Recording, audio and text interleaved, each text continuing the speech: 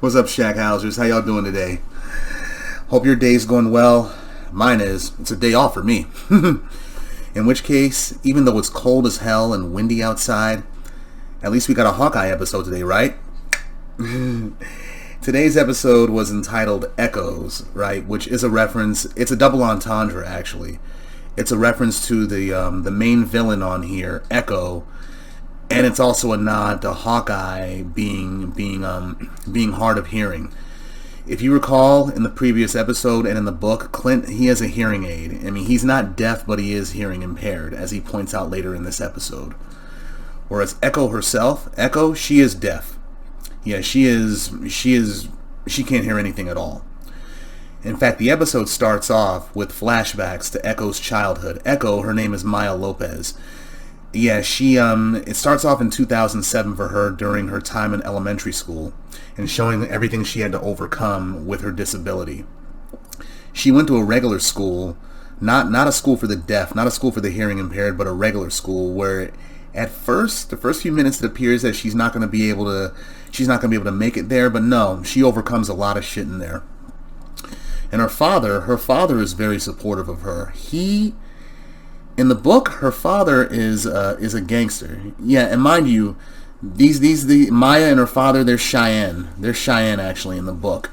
Yeah, they're more Cheyenne than Hispanic, and they fall in with their people's criminal activities. Some of their people are involved in criminal activities, which eventually brings them under the employ of the Kingpin. Yeah, Wilson Fisk himself.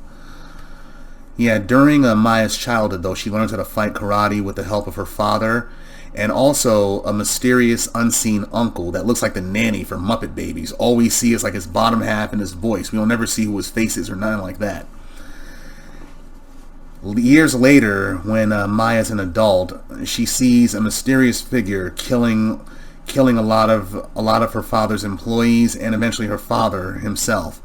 It looks like it's the Ronin, the Hawkeye Ronin, but that's just who it appears to be. I think it's somebody else, to be honest with you.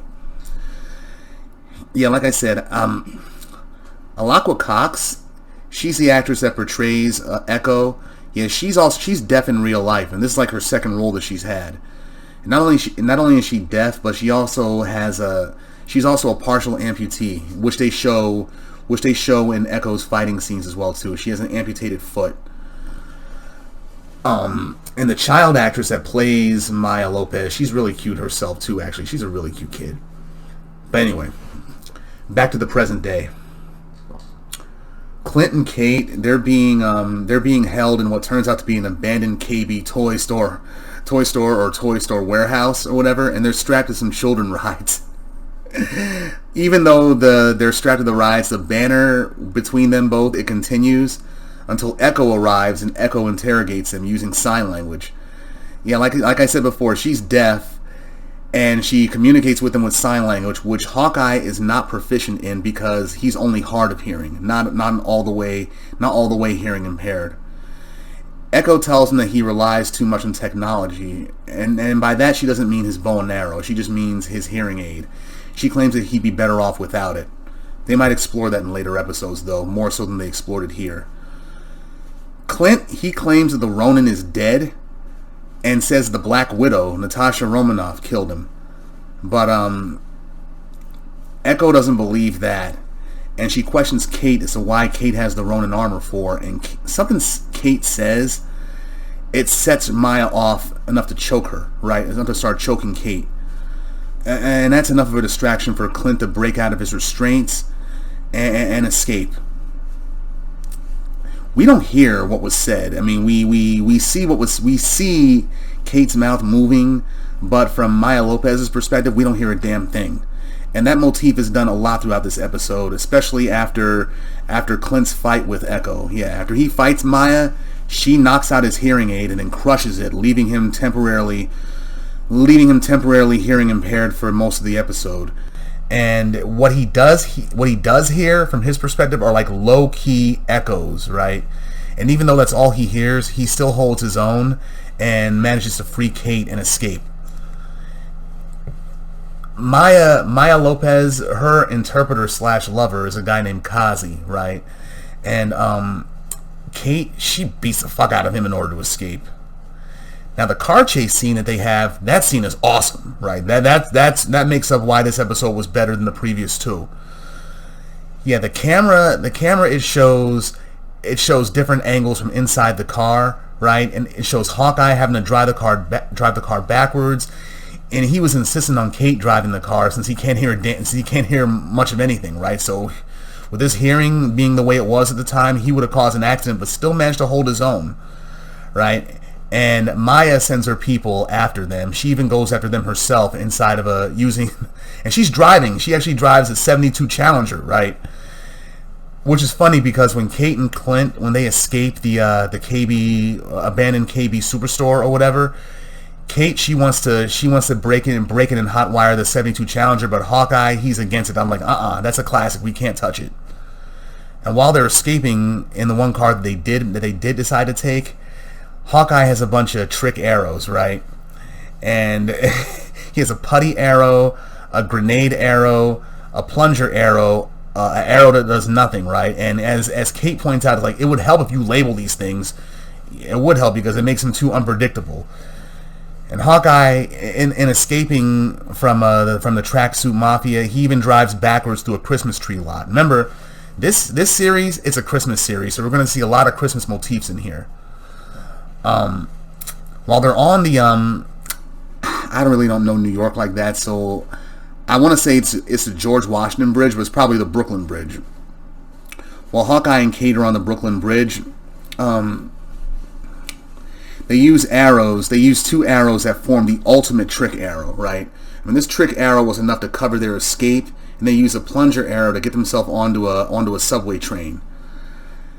While they're on the train, and that's a lot of some of their comedy happens there because Clint is talking out loud. Kate thinks she's talking to him, and meanwhile, it's played for laughs for the audience. He calls her the world's greatest archer, and reiterates things that she just said about the dog, saying we got to feed the dog, and he's like, we need to feed the dog. To which point she looks at him, much to her annoyance, like motherfucker, I just said that.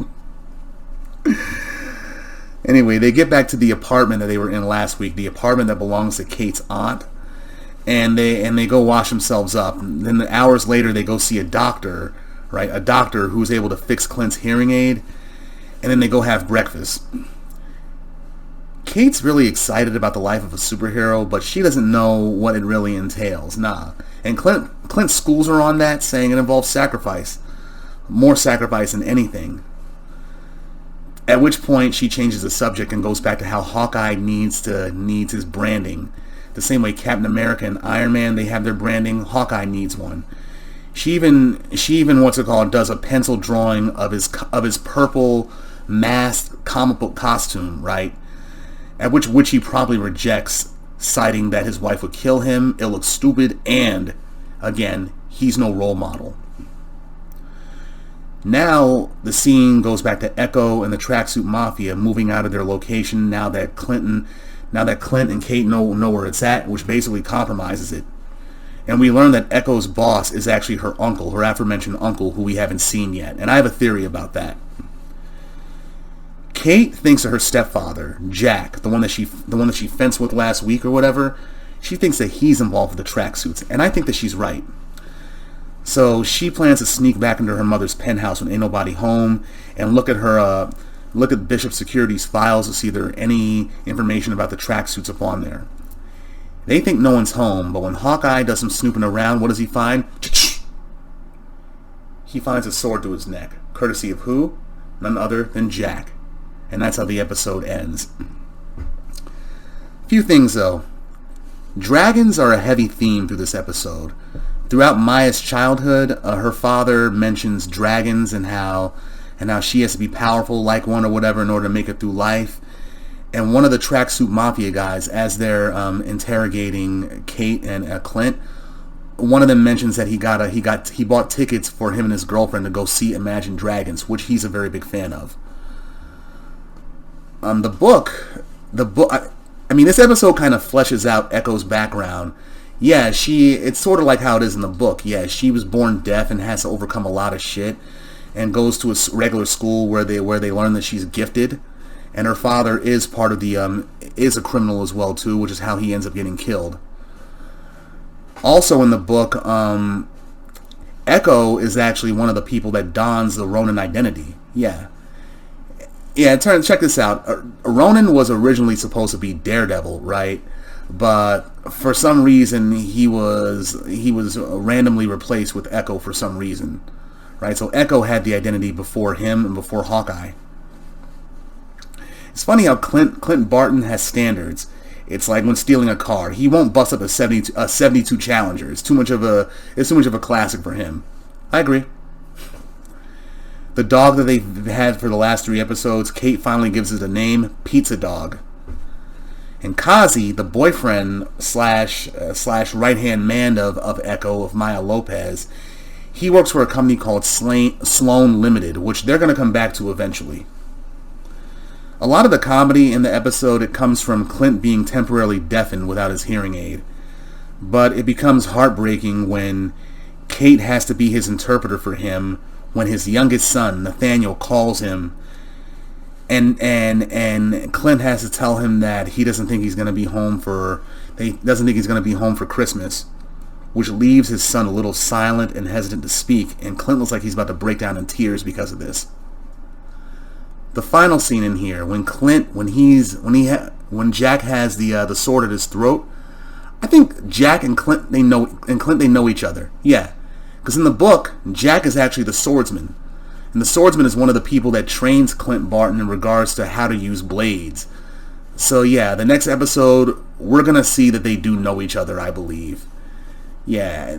Like I said, this episode was entitled "Echoes," being a double entendre to how Clint's hearing was without his hearing aid, and a nod to Maya Lopez's nom de crime. That's what I got for right now. Anyway, subscribe below, Shackhousers, and keep on supporting this, because I got a lot more for you. Like Mr. T said in Rocky 3, got a lot more for you. Alright, hope you all have a good day. Peace.